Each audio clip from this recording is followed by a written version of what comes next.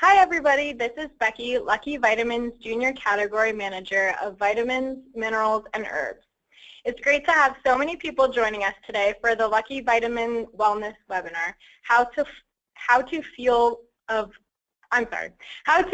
for Athletic Performance, presented by Stephanie Howe, PhD and Flora Athlete Ambassador. Thank you all very much.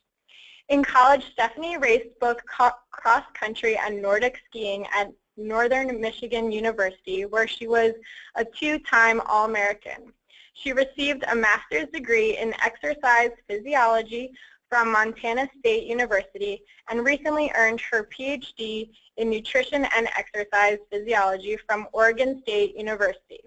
The combination of personal experience along with scientific expertise gives her greater credibility and allows her to approach coaching and training from a unique perspective. Currently, Stephanie races for the North Face as a trail and ultra runner. Before I turn things over, just a quick reminder, this webinar is being recorded and will be emailed to you after its conclusion. If you have any questions during today's webinar, please enter them in the question box on your screen. At the end of the webinar, we will try to answer as many questions as possible. The promotion code will be given at the end of the presentation and will be available for 72 hours.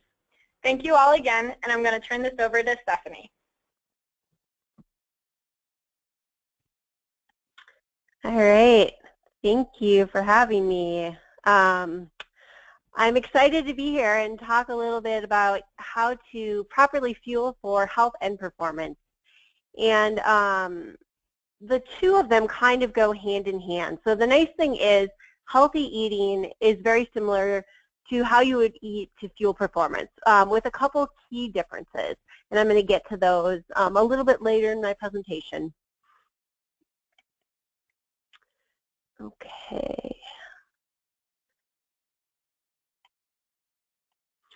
So a little bit about me, had a nice introduction. So I've really been into the field of health, nutrition, exercise physiology since I was younger.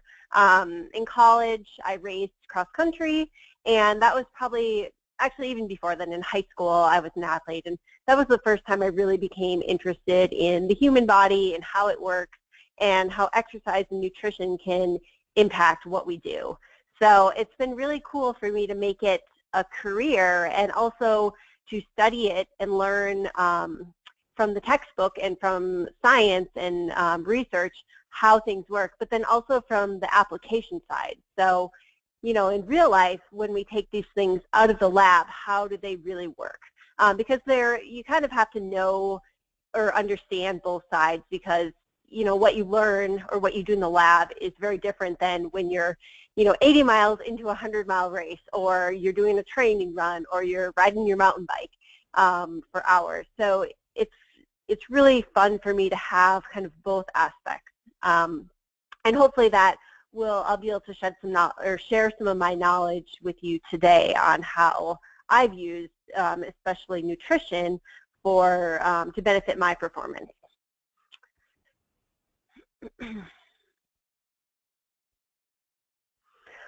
All right, so we hear so much about nutrition and food. In the media, it's just everywhere. We're constantly bombarded by all of this information, and unfortunately, much of it is misinformation.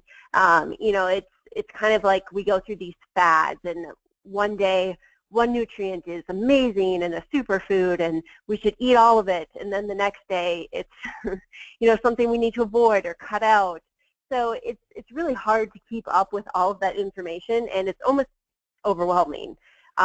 So when I talk about nutrition, I really like to focus on food, and for a couple of reasons. One, food is what we eat, so that should be kind of the basis of how we're formulating our dietary recommendations.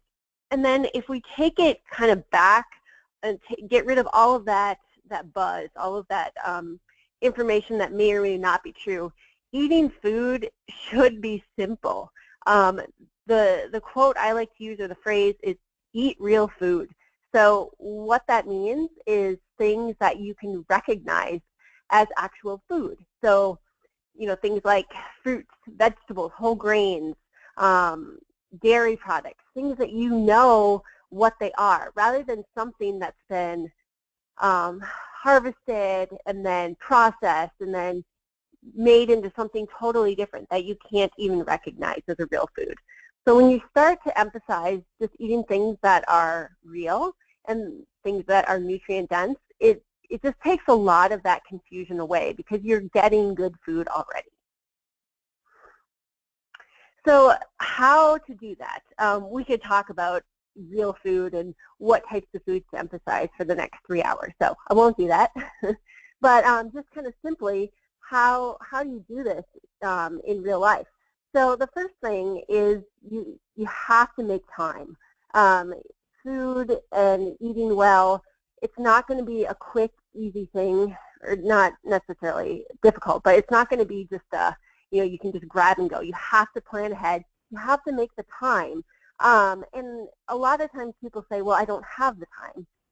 But if you look through your day and you look at the things that take the most time, a lot of it is tasks that we don't necessarily even realize we're doing.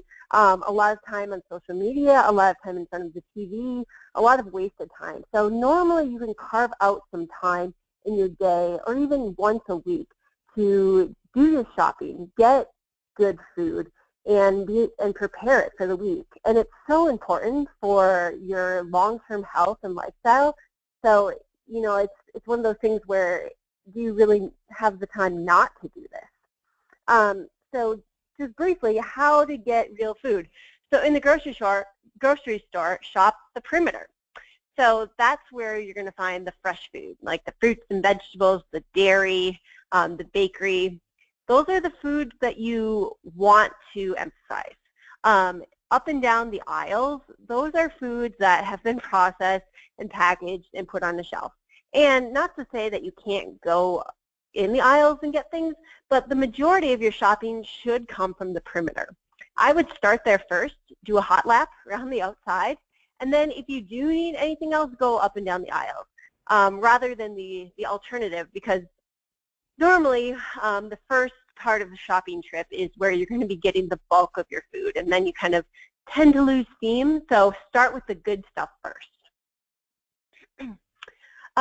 Also, thinking about where your food comes from. So buying local food is always best. And I realize that in a lot of places you can't do that. But what you can do is thinking concentric circles. So thinking about, okay, so local, so my town. So I'm going to get as much as I can that's produced around here as possible. And then when I can't do that, I'm going to get the next best option. So for me, I live in Oregon, and in the summer we have plenty of fresh produce. It's great.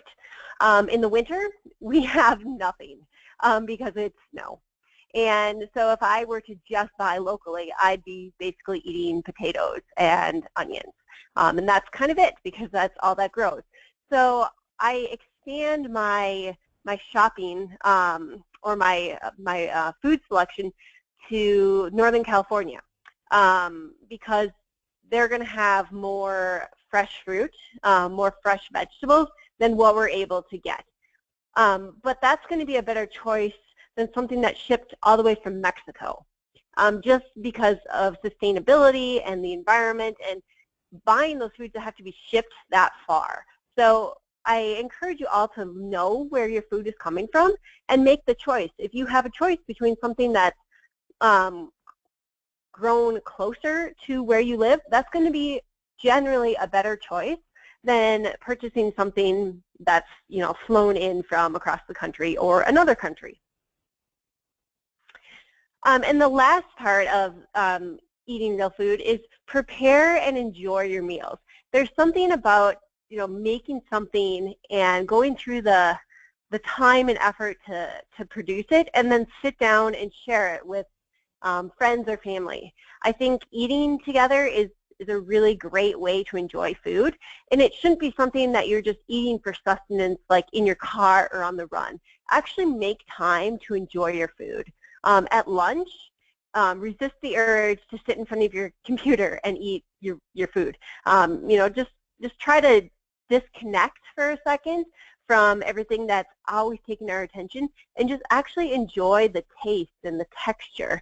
And by doing that, it helps you form a healthier relationship with food and also be more in tune with your body's internal cues. So your body will tell you when it's full. It'll tell you when it's hungry. And the more you can pay attention to those cues, the better you'll be able to match your energy needs. So I really like this quote from Michael Pollan: eat food, not too much, mostly plants. I think that just sums it up really well. All right, so a little bit into the different nutrients, and again, we're just going to kind of touch on these. I could talk for a long time about each of the nutrients and why they're important, but just to give you an idea of what they are and why we need them.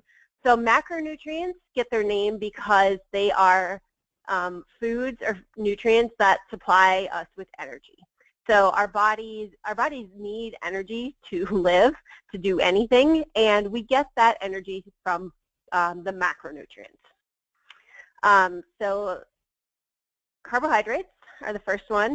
Oops, I didn't want to show that photo yet. So when I say the word carbohydrates, most of the time I ask people what images come to mind, and normally I get three key answers: potatoes, pasta, and bread. And yes, those are carbohydrates, but those are not necessarily the type that you want to emphasize.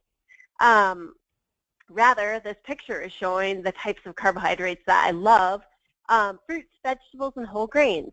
And a lot of times people don't realize that fruits and vegetables are actually carbohydrates. And they're the types that you want, because if you look at the colors here, those are all sorts of nutrients. And not to say that there's no room in your diet for pasta and bread and potatoes.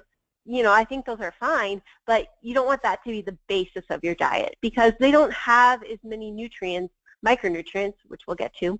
They don't have as many micronutrients in them. So you're getting so much more out of the fruits and vegetables and whole grains.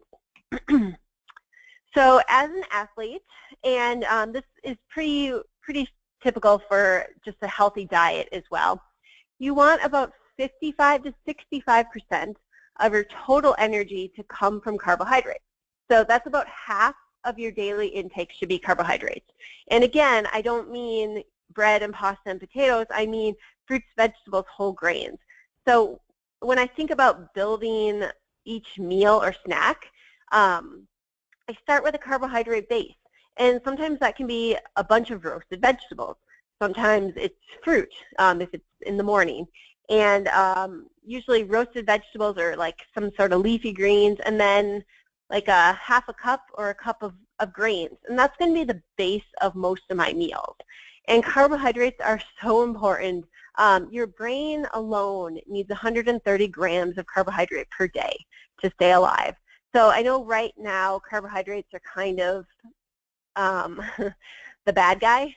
And it's really unfortunate because they have so many important nutrients in them. A lot of our B vitamins come from whole grains, and it just helps with so many different functions in the body. And not to mention, carbohydrate is going to be the primary source of fuel that you're going to use as an athlete. So it's super important to get enough each day, enough of the right type. Fat is the second macronutrient. Fat is a little bit more dense than carbohydrates. It contains 9 calories per gram, whereas carbohydrate is 4 calories per gram. So it's a little more dense source of fuel, but it's so important as well. All of these are so important. I'm going to say that for each nutrient. Fat is used in a variety of different ways. As an athlete, you want about 20 to 30% of your total energy from fat. And that's a little bit hard to conceptualize because, like I said, fat is more dense than carbohydrate. But how I like to use fat, or think about how much to include, is just to add it to each meal and snack to enhance the palatability. So fat tastes good. It makes everything taste good. So adding avocado to the top of your bowl that you have for lunch, or drizzling Flora 7 sources on top of your dinner. That's a really great way to enhance the flavor and to also help you absorb all of those vitamins and minerals. So fat is also used as a fuel for endurance sports. It's a little bit different than carbohydrate, and we won't really get into the differences between the two, but you need both fat and carbohydrate, both in your day-to-day diet, and also mostly carbohydrate, but also during endurance activities. Protein is the third macronutrient, and protein, again, is really important. And as an endurance athlete, protein requirements are slightly higher than what they are for just the average individual. And the reason for that is due to the constant breakdown and rebuilding of tissues and muscles. So if you think about it, anytime we do some sort of activity, we're breaking down our body. And the way we get better or more fit is we recover and we adapt and let our bodies build up stronger than before. So protein is kind of key in helping with that, that routine.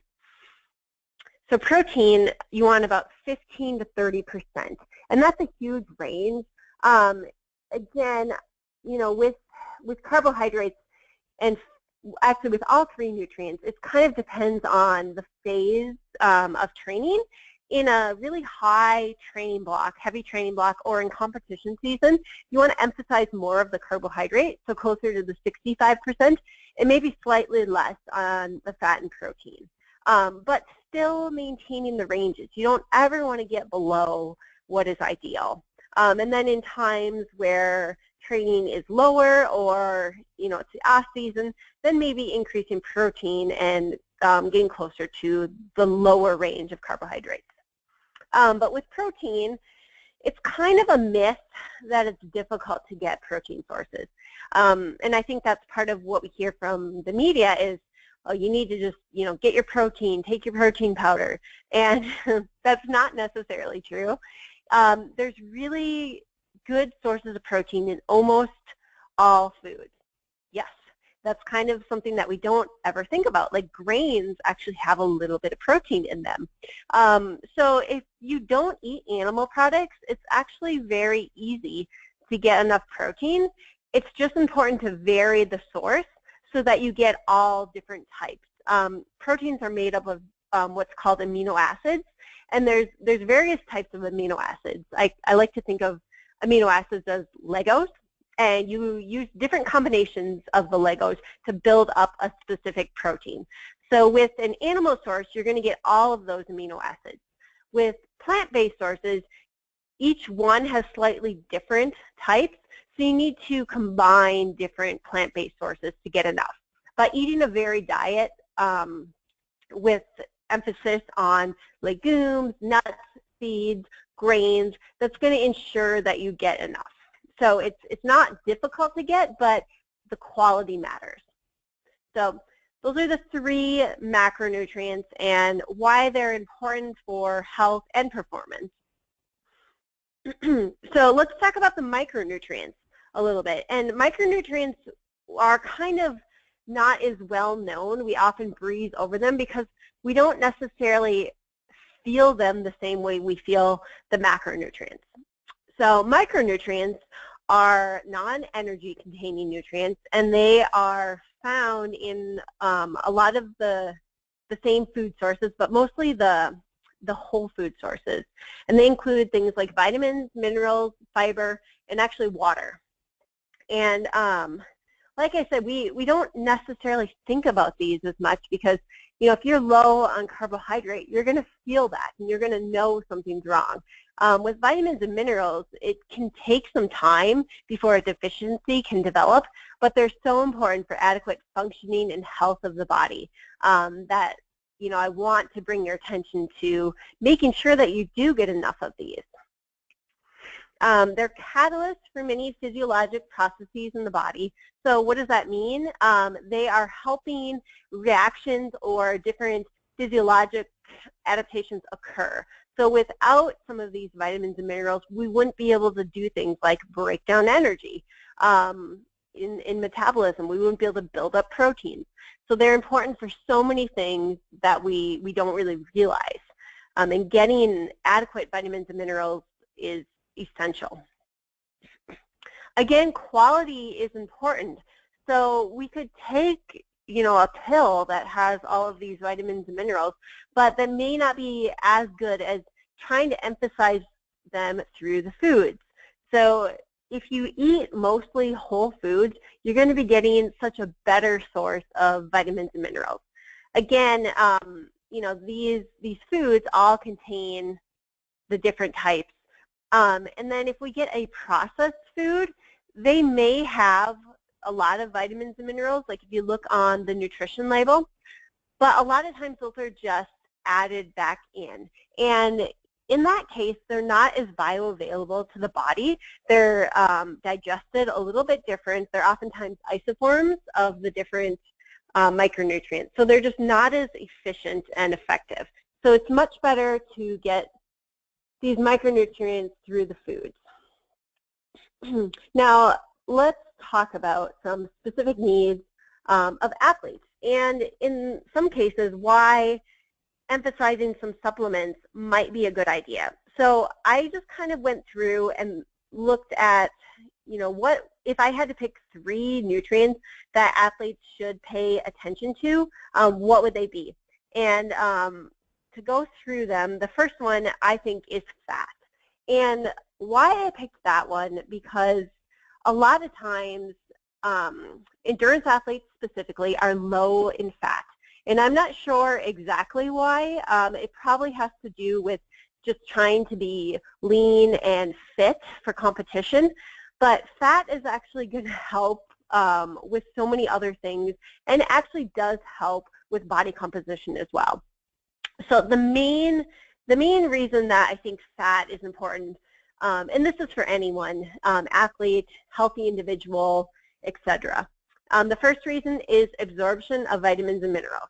So I sort of mentioned this already, but if you make a really good nutrient-dense meal, so say, a rice bowl with lots of dark leafy greens and colorful vegetables, but you don't put any fat on that meal, you're not going to be able to absorb a lot of those micronutrients, because some of them, especially vitamin A, D, E, and K, are fat-soluble vitamins. And that means they can't be absorbed without fat. So you're missing so many of those essential nutrients if there's no fat to help you absorb them. So super important for that. And the second reason is for essential fatty acids. And in nutrition, the word essential means that the body needs that nutrient, but it cannot synthesize it itself. So you have to get it through the foods that you eat. And some of the essential fats are omega-3 and omega-6. And the reason those are important is they're broken down and used in many different ways in the body, but we can't actually synthesize them. So you have to get them through food. And they're kind of difficult to get in a typical diet. Most Americans get enough omega-6, which is found in vegetable oils, but not enough omega-3. So it's a really important one that can be deficient in many diets. And I'm going to go through, I have a slide for each of these that goes in more depth on the products that I like. Second one is iron. And this is particularly important, especially for female athletes. They tend to have lower iron stores than males. And iron is so important because that's what allows our bodies to transfer oxygen to the working muscles. So without adequate iron, we get fatigued really easily. And that's not a good thing, both for just day-to-day life activities, but also if you're trying to do endurance activity or endurance sports, if you're not able to get enough oxygen to the muscles, you won't be able to break down different fuels for energy. So you end up feeling really fatigued. And it's not a good state to be in. Iron deficiency can also lead to suppressed immune system, which can lead to illness, and then also is correlated with higher risk of injury. So it's something that's really important, both for males and females, but particularly female athletes, just because of the menstrual cycle, tend to have lower iron stores. And then the third one that I think is really important is calcium. And calcium is important for bone health. And, you know, a lot of times, like running and strength training, that's going to be stimulating bone reabsorption, so it's going to stimulate building up bones. But if there's not enough calcium in the diet, then those load-bearing exercises aren't necessarily going to stimulate this positive bone health. So making sure to get adequate calcium is also another important thing for athletes and non-athletes. All right, so going into a little more detail, the importance of good fats. So my favorite source is the Flora 7 sources, and a couple of reasons why. Let's start with the first one that's maybe the most important. Well, maybe, I'm not sure. There's a few important ones, but it tastes good, okay? So that's super important to me. If I'm recommending a certain food or a supplement to someone, I want to make sure that it's going to taste good, because even if it's the most perfect, you know, nutritional profile, if it doesn't taste good, people are not going to want to eat it. So I love the 7 sources because it has just a really good, mild taste, and you can blend it with sort of anything. You can make a salad dressing. You can use it in cooking. You can drizzle it over the top of your salad, and it tastes really good. So that's super important. Second, it does have the omega-3, 6, 9, which are those essential fatty acids. And like I said, it's really important to get those from the diet because the body can't synthesize them. So it's not just one or the other, it's all 3. So that's a really great way to make sure you're getting the essential fatty acids. And another reason is, you know, with supplements, you always want to know the quality is high. So with the Flora products, I really trust the manufacturing and what's in the product, and it's something that I feel good about putting in my body. And that's really important too, because you want to know what you're eating. You want to know what you're putting into your body, because it does matter.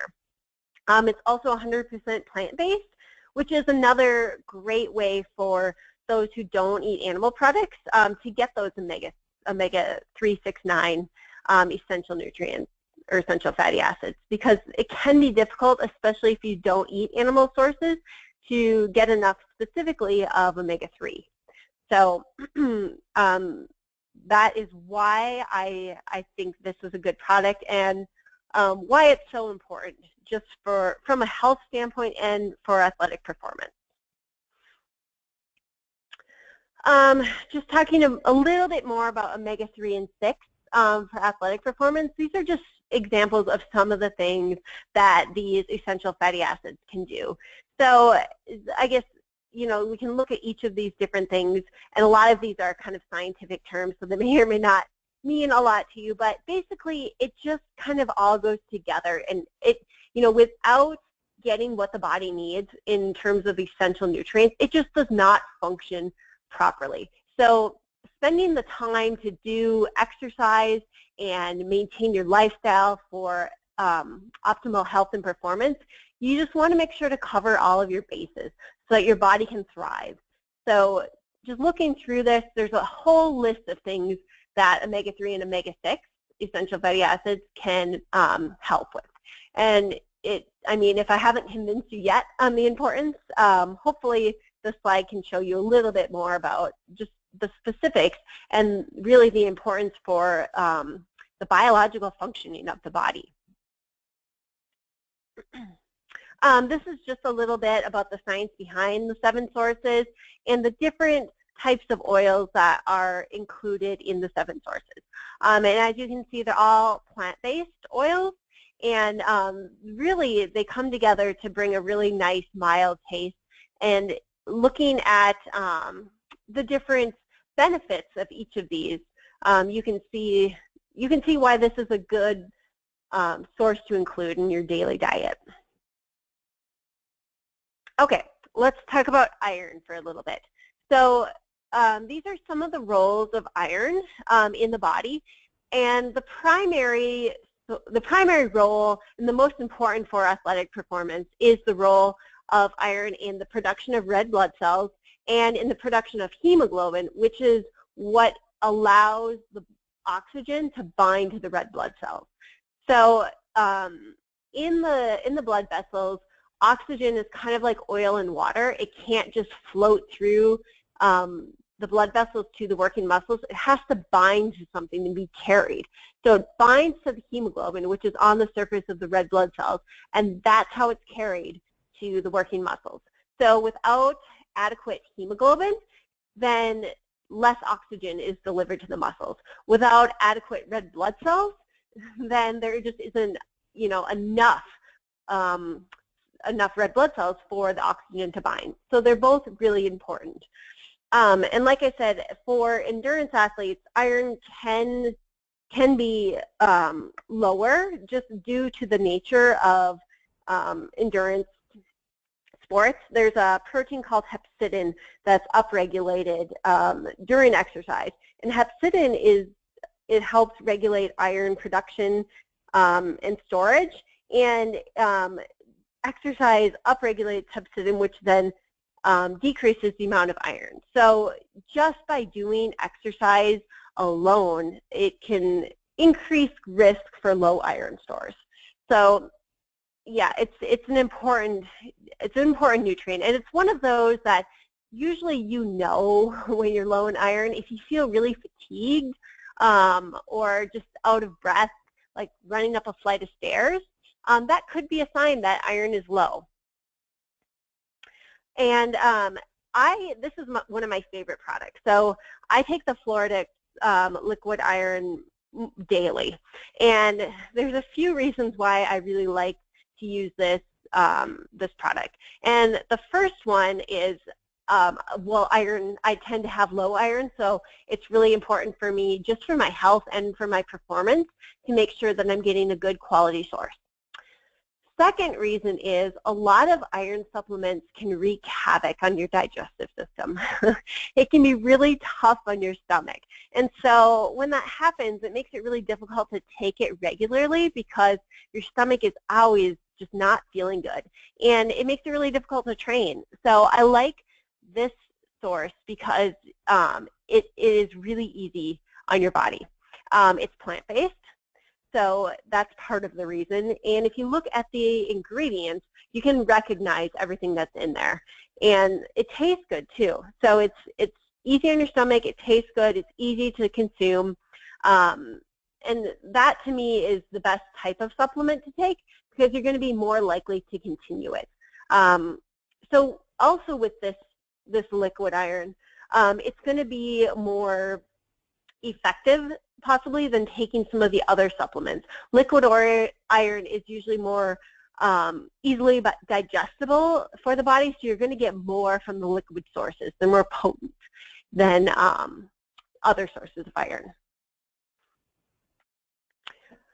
And here's just a slide on some of the uses of the iron supplement and how it helps. And the biggest one to me is it supports athletic performance, especially for endurance athletes and contact sports. So it's going to be important to help maintain iron status. Calcium, third one. So I mentioned calcium is really important for bone health. And it's one of those that we hear a lot about. I feel like it's been in the media a little bit more than some of the other micronutrients, but still I don't know many people that regularly take a calcium supplement. Besides just for bone health, calcium is really important for a lot of other functions in the body. So in our blood, calcium is maintained at a very, very narrow range. Calcium is involved in every muscle movement that we do. It's kind of our body's way of signaling muscular contractions. So when we have low calcium in our diet, that level in our blood needs to be maintained in that narrow range. So if we don't have adequate amounts, it will take calcium from our bones and use it to maintain that range in our blood, because it's that important for just functioning of our body. So that's not a good thing chronically, because low calcium in the bones can lead to decreased bone density, osteopenia, which is weakening of the bones, and even osteoporosis down the line, which is brittle bones. So increases risk for injury, specifically stress fractures, but also for muscular and musculoskeletal injuries. So just like things, nagging injuries that won't go away, or chronic injuries, just things that don't heal fast, or just repetitive things. So calcium is really, really important for maintaining health, and particularly for endurance athletes, just because there is so much more risk of the wear and tear on the muscles, tendons, bones. Let's see. So this is, again, a product that I really like that is a good supplement of calcium. Again, it's a plant-based. This one is actually a vegan liquid, and it is a really high-quality supplement. And that's something, again, that's really important to me, because if you go to the supplement aisle and look at all of the options, there's so many, and it's really hard to know the difference. But reading through and kind of looking at the ingredients list and trusting the integrity of the company is really important, because what you put in your body is going to be a big deal. So this is a supplement I really like, and I also take on a regular basis. All right. Thank you for listening to my little talk about nutrition, and hopefully you learned some things that might be beneficial to your own nutrition for meeting your goals as an athlete, or just for healthy lifestyle. So if anyone has questions, we're going to go through those now. Thank you, Stephanie. That was full of great information. So the questions that we have here are, as we get older, does our nutritional needs change for a healthy lifestyle and athletic performance? If so, how would you deal with those changes? Yeah, so nutrition recommendations definitely change throughout the lifespan. And it's really an individual thing. So depending on where you are, you're going to require different percentages of nutrients, different micronutrients. And the best way to think about it is to start with the recommendations that I went through. So the carbohydrates, fats, and proteins, making sure to really emphasize quality nutrients, but then also know that as you get older, things like bone loss and loss of muscle start to happen. So emphasizing those nutrients, so particularly calcium and also protein, are going to be important. And the best way to get a personalized recommendation is to see someone who is a registered dietitian or an expert in sports nutrition or nutrition for healthy lifestyles, and just find out what exactly you need for your body to be the best as you age. That makes sense. What should I consume right before exercise or sport events for best results? Yeah, so right before training or any type of exercise, before, during, and after exercise, the recommendations for the type of fuel is kind of the polar opposite of your day-to-day diet. So normally we want to emphasize complex foods that have a lot of nutrients and fiber, and they're going to take long to break down in the body and be digested. Right before exercise, we actually want something that's going to be more simple, so that it is broken down so we can use it for energy right away. And we also don't want things to sit in our stomachs, because that can cause stomach distress. So this is kind of the time where you want those simple carbohydrates. So things that are easily digestible, like a piece of bread with jam and peanut butter, or yogurt with a banana, what else? I'm just trying to think of things that I like. I have sometimes homemade waffles with a little bit of maple syrup and nut butter on them. And it's, you know, that's, you kind of want to have something in your system before you start. And what's going to work for you is going to be different than what works for other people. So it should be a food that's familiar to you, something that you've consumed on a regular basis, and you know your body can digest it and it can handle it well. But also something that's going to be fairly simple so that it's not going to sit in your stomach. And I would recommend eating something 1 to 3 hours before. And you can even push that closer to when you start, but just make sure that it's even more simple at that point. That's great. This kind of goes along with that question. What supplements should I take to replenish after a race? And is there ever a window where it's like too late to have a supplement? Yeah, so right after, there is a window, and it's a really important window. It's about 30 to 40 minutes after exercise that if you get something in your system, it's going to go right to your muscles to help with recovery. And kind of what we've been told is we need to protein load at this time, but that's actually not true. What we actually want is mostly carbohydrates, and again, a simple carbohydrate with a little bit of protein. So I like to eat real food, and one of my favorites is chocolate milk. And the reason is it's easy to sip when you're not hungry, because if you think about 30 to 40 minutes after a hard effort, you're not usually very hungry. And so getting something that's easy to digest, that tastes good, that's going to have enough carbohydrate and a little bit of protein is super important. And then I like to think about that, and then I like to think about my meal following that, which is usually an hour, maybe an hour and a half later. And during that meal, that's a great time for your body to absorb a bunch of nutrients. So my favorite thing to have is like a rice bowl with a bunch of vegetables, and then the Flora 7 sources on top of that, because your body can take up so much more at that time, and it's a good time to get a lot of those micronutrients. Awesome. That's good to know. I think I'll be changing my routine. So our next question is, if you could only take one dietary supplement, what would it be? Probably iron for me, just because that's something that I tend to be low on. But again, with supplements, you know, you want to include them when you need them.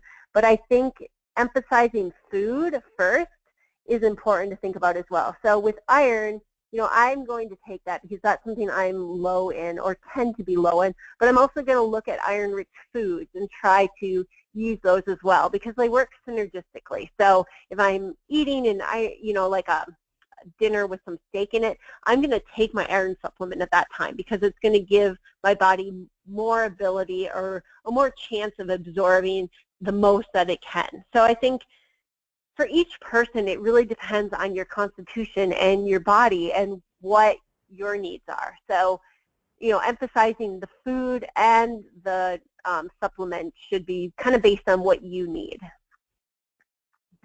Okay. Are there any advantages to using a vegetarian omega? You know, I think one of the, I wouldn't say there's advantages per se in the type, like the absorption and the effectiveness, but I would just think about animal products and the quality. I think if you can get a really high quality animal-based product, that is okay, but it's kind of rare to be able to find that just because of a lot of how that, I don't know what the word I'm looking for, but that system works. It's much easier to get a high quality, safe, effective plant-based source because it's a much smaller scale. So if you think about like the treatment of animals and the potential hormones and other aspects of animal-based products, it's much more difficult, I think, to find a high quality source. So I trust the plant-based. And really, it's more that I trust where the Flora products come from. So I know that that's going to be a good source for my body. Yeah, that's interesting. So this is our last question. What should someone doing strength training eat versus someone doing long distance running? So there's two parts. I guess in your day-to-day diet, it's the same recommendations.